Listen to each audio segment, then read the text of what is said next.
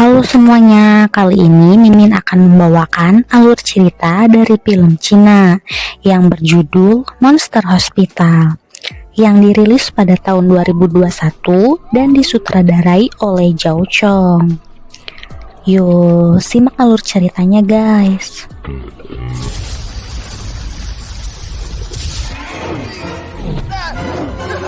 Film ini berawal dari sebuah tempat pengobatan yang khusus menangani para siluman. Beberapa saat, seorang pria memasuki klinik tersebut. Low battery. Sang pemilik Please klinik charge. keluar, di mana dia bernama Hong Nian. Pria tersebut pun terluka. Hong Nian merasa ada yang tidak beres dengan pria tersebut, dan perkelahian pun dimulai. Ketika Hong Nian menggunakan kekuatannya, maka selai rambut Hong Nian akan memutih. Ternyata pria tersebut adalah siluman kodok. Ia meminta pertolongan kepada Zhong Hong Nian karena banyak orang yang mengejarnya untuk mendapatkan kulit kodok beracun. Hong Nian mengajukan sebuah syarat di mana ia bersedia membantunya untuk menyembuhkannya, asalkan siluman kodok memberikan kulitnya kepadanya. Tentu saja, siluman kodok pun menolak permintaan tersebut dan berubah wujud menjadi siluman kodok raksasa yang jelek. Hahaha. Hong Nian dan siluman kodok pun bertarung. Siluman kodok pun berhasil menangkap Hong Nian menggunakan lidahnya yang panjang. Tak selang lama, seorang pria yang bernama Sanji datang untuk menyelamatkan Hong Nian. Ternyata mereka bertiga berpura-pura berdamai, di mana mereka bertiga adalah teman.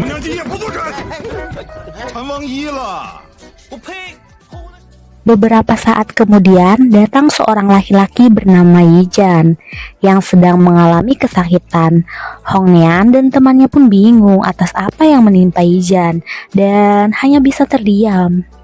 Hong Nian pun menerawang dengan mata batinnya. Dan di perut Yijan terdapat sesosok bayi iblis yang bersarang di perutnya Yijan. Sanji berkata akan menunggu kelahiran iblis dan akan memakannya agar kekuatan mereka dapat bertambah. Hong Nian adalah pimpinan suku siluman yang hanya dapat bertahan sampai usia 30 tahun. Mereka juga tidak akan mati jika mendapatkan anak iblis tersebut.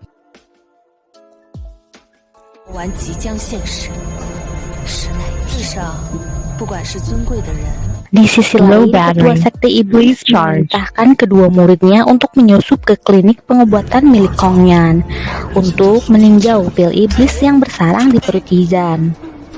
Pria yang mengandung mutiara iblis atau Yijan pun menceritakan kepada Hong Nian awal mula pil itu bersarang di tubuhnya. Di sebuah perjalanan menuju kota untuk ujian, ia bertemu dengan ketua sekte iblis dan langsung memasukkan pil iblis ke tubuh Yijan. Dalam buku kuno pun tertulis bahwa mutiara iblis hanya akan hidup di darah yang murni. Mereka memaksa pria-pria tersebut untuk menelan pil iblis. Namun banyak di antara mereka meninggal dikarenakan mereka tidak memiliki darah yang murni. Berbeda dengan nasib Yijan, ia berhasil bertahan hidup karena pil yang bersarang. Nah, ia memiliki darah yang murni dan konon dalam waktu 3 hari pil iblis pun akan lahir. Hong Nian pun meminumkan pil ajaib yang telah dibuat oleh Sanji dan siluman kodok. Namun ternyata Yijan pun mual-mual setelah meminum pil tersebut. Demi masuk ke klinik siluman, anak buah ketua iblis pun memikirkan segala cara, di mana mereka dengan sengaja melukai diri sendiri agar mendapatkan rawat inap di klinik tersebut. Sanji curiga bahwa kedua siluman itu ingin mendapatkan mutiara iblis, dikarenakan sebentar lagi mutiara iblis akan lahir.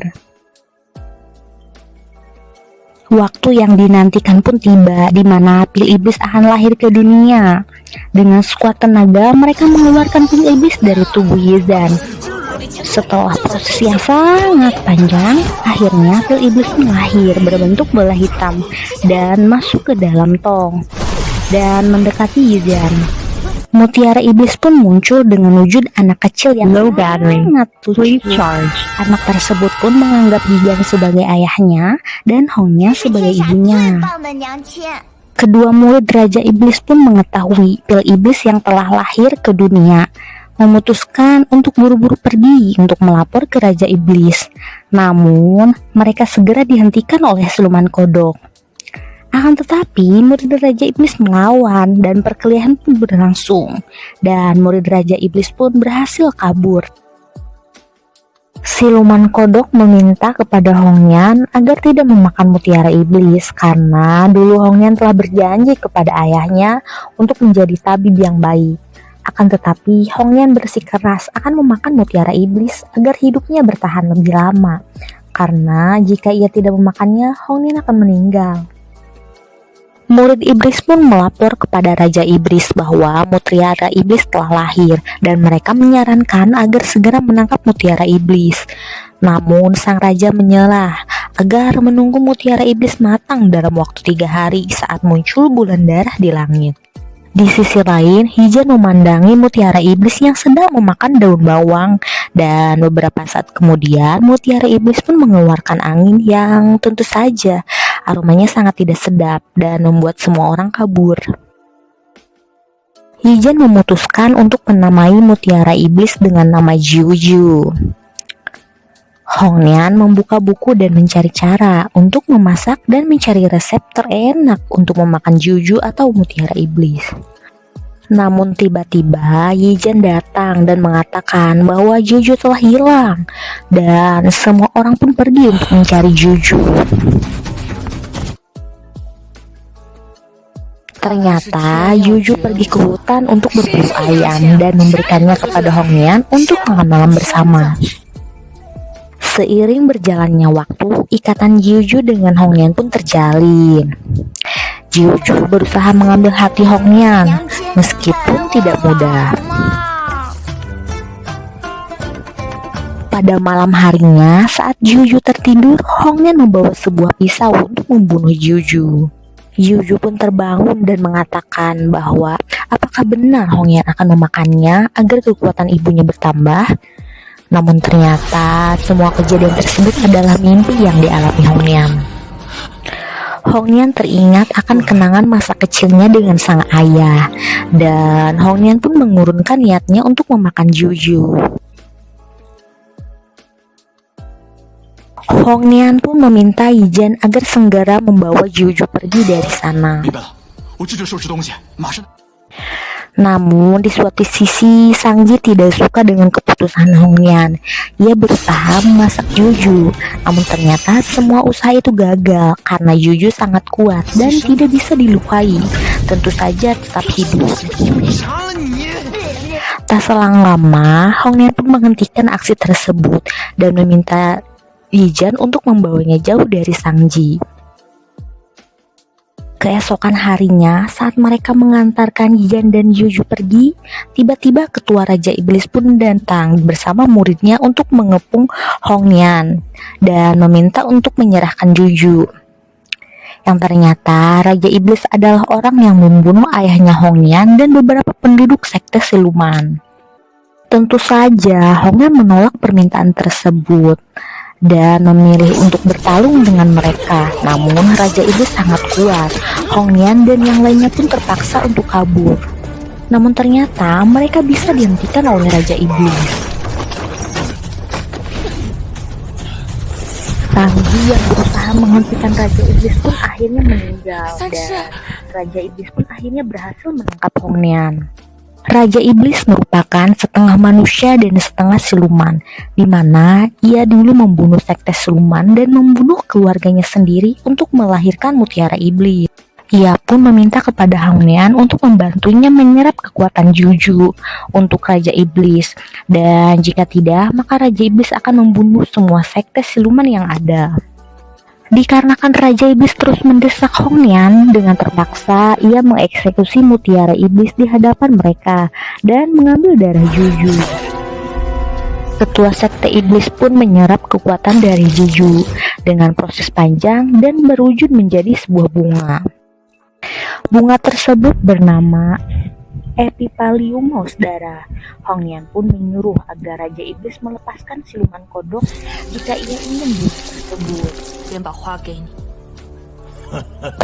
Ternyata selama ini Yijan bekerja sama dengan Raja Iblis, lantas memberikan bunga tersebut kepada Raja Iblis. Yang ternyata murid Raja Iblis telah menyita simbol ujian milik Yijan yang saat mengikuti ujian kekaisaran. Namun sayangnya setelah mendapatkan kembali simbol ujiannya, Yijan ditendang oleh murid Iblis hingga meninggal dunia. Raja Iblis akhirnya menyerap kekuatan mutiara iblis, tapi tiba-tiba ia berteriak dan merasakan kesakitan, yang mana tingkahnya menjadi aneh. Dan ternyata Hongyan telah memberi kulit kodok beracun pada bunga Epapillus. Sadar dengan bunga yang telah diracuni Hongyan, ketua sekte pun langsung mencekik leher Hongyan hingga ia mengalami kesulitan bernapas. Namun tiba-tiba ada yang menusuknya dari belakang. Ia adalah Yijan, yang ternyata Yijan belum meninggal.